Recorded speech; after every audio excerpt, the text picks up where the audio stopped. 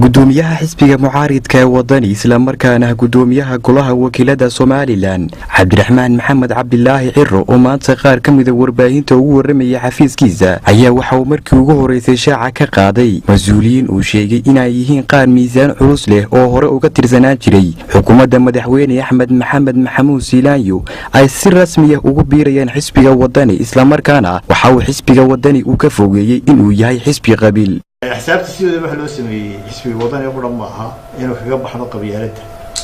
sida xisbi qaran waxa loo koobay oo loo yareeyay waxa hayeen kaga baxno qabyaaladda mabda loo sameeyay ana kaasa shuruucda dhamaanteed waxay tilmaamaysaa inaan xisbi aan oo karin deegaan gaar ah ama cid gaar ah taasina beenta waxa ku cadaynaysaa ururka wadani markuu ahaa degmooyinka qaranka jamhuuriyadda Soomaaliland waxa sida xisbiga ururka qura degmo kasta ama wanka galay ama tuuga galay waxa reerkay intaas oo dhan madigo jamhuuriyadda oo dhan madigo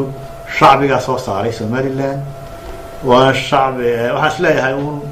propagandadaas mara TV-ga qaranka iyo wargeyska dawladda iyo qaarka xukuumadda taageero laga yaabo inay arrinta faafiyaan laakiin waxa isleeyahay shacbigu way ogi waxa taabeeninaya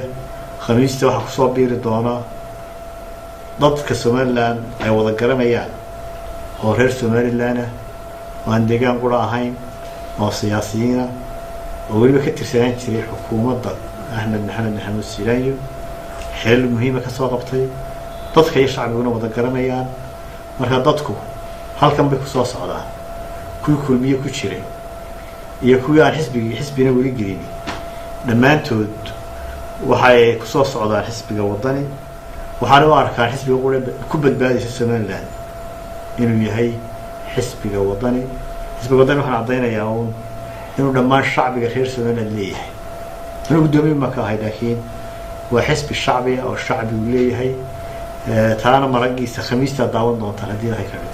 sidoo kale Cabdiraxmaan Maxamed Cabdilaahi Ciro waxa uu ka hadlay mid xaaraan ahna uu ku tilmaamay lacago cashuur ah oo ay wasaaradda warfaafintu ku soo rogtay TV-yada madaxa banaan ee ka howlgala Soomaaliland waxaana uu xusay inaanay cashuurtaasi ahayn mid golaha wakiilada soo martay sidaas darteedna aanay ku ahayn cashuur xalaal ah kadibna sharciga noqoto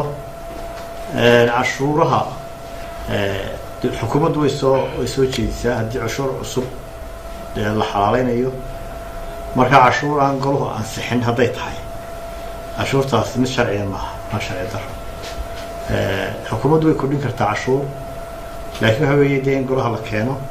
dabeedna la xalaaleeyo marka cashuur aan goluhu xalaaleyn xalaal maaha ugu dambeyntii waxa uu gudoomiye Ciro warbaahinta uga waramay waxyaabihii ay ka wada hadleen wafdi ka socday dalka Britain oo gudoomiyaha kulan la yeeshay waxaan la kulmay walaal ka socotay dawladda Ingiriiska oo ka socday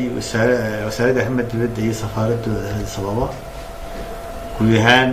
xaaladda dalka ayuu bay wareysteen waxa kaloo iskaashiga Soomaaliland iyo dawladda Ingiriiska ayaan ka wada hadalnay